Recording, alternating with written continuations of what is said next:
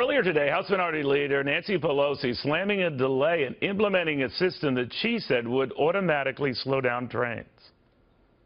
Well, I don't think we should have extended the deadline. The trains were still running. If you're going to extend the deadline, then stop the trains, because the risk is there. A waste of time is something almost sinful to squander when we could be making a positive difference in the lives of the American people, and this is one example.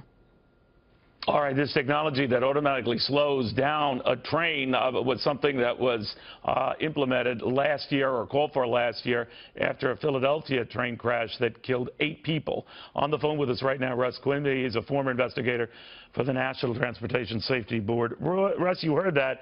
I found it very surprising that Ms. Pelosi leapt on that as potentially avoiding this. And I just wonder, we don't know. Right? We don't know. Well, she's right to the very limited extent that had TTC been implemented fully, and there's several levels of this technology, that it would have prevented the accident. However, she fails to understand that there's a lot more into this, especially getting radio bandwidth and cost and things of that nature, getting interoperability between railroad systems. There's a lot more to it than simply saying, well, we should have done this a lot earlier, and those kind of things that politicians say. You know, there was another talk earlier as well about infrastructure spending. Maybe we're not spending enough. All of these might be legitimate issues, to your point. I just feel that we, without knowing what happened here, to assign blame on a lack of spending or not having a right technology at the time, it just seems premature, but you're the expert. I'll defer to you. I do want to get a sense of, are you surprised that it wasn't worse? In other words, that there weren't more people hurt and or killed? To a certain extent, until they download the event recorder and really know what the train speed was coming into the station, I'd hate to conjecture on that, but trains are very resilient, and most of those people probably got injured in secondary, what we call secondary impacts, hitting other people, hitting the seats, overhead racks, and things of that nature. Cars are designed, the Safety Board and the Federal Railroad Administration got regulations passed. The impact it takes a crush on the end of a car is over 1 million pounds. The United States has some of the most crash-worthy railroad passenger cars in the world, and they withstood an impact, in this case, I think, very well, actually. If speed were an issue here, this technology that would slow a train down, even though it's been approved and is coming to New Jersey, this train didn't have it installed just yet. This technology does what? Refresh my memory. Well, it'll do at the top level. It'll determine where the train is, and if the train is performing according to the signal system and its location.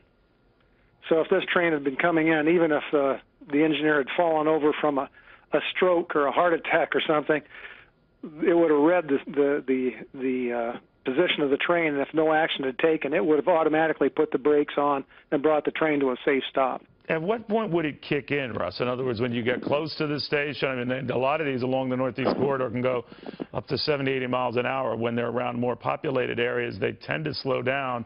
What would it likely have been doing as it was approaching Hoboken? Well, these systems are customized to the actual railroad itself. So as it was coming through the yard into the terminal in Hoboken, it would have slowed it down appropriately to whatever speed it was supposed to be at that location from the bumper post. You know, if it was 20 miles an hour a mile away, down to 0 when it comes to a stop at the station. Now, I understand you kind of touched on it, Russ, that trains have the equivalent of what a lot of airplanes do, and that is like a black box. Can you tell me about that and what it might say here? Well, the event recorder that's going to be on this train will probably be back in the locomotive and also in some control cars like the engineer in this particular train. It logs in speed, it logs in power, it logs in if there's a cab signal system, it'll tell you what the signal system is saying. It'll tell you the brake functions, what the brake pipe pressure is, and at what stage each of the brakes is on. It's quite detailed and go into over 20 parameters, so it can tell a lot. Finally, about the demand for this service, just this line alone takes 15,000 passengers back and forth every day. Obviously, those folks are going to have to find alternative means home, certainly tonight. They're working that out.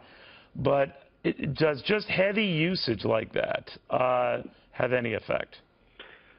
Generally only on things that are physically impacted by it, like wheels and rails and things like that. As far as the electronics and things like that, generally speaking, they can become outdated after a while, and you can have problems like the Washington Area Metropolitan Transit Authority had problems with contactors in its signal system at one point because of their age. That can become a function of age and wear, like I said, for wheels and rails. But generally speaking, and nothing lasts forever, but generally speaking, what went on here I don't think was probably related to an age problem. Russ Quimby, thank you very, very much. It's just wild. The whole thing is just wild. Thanks for the calm explanation. Russ Quimby, former NTSB railroad accident investigator.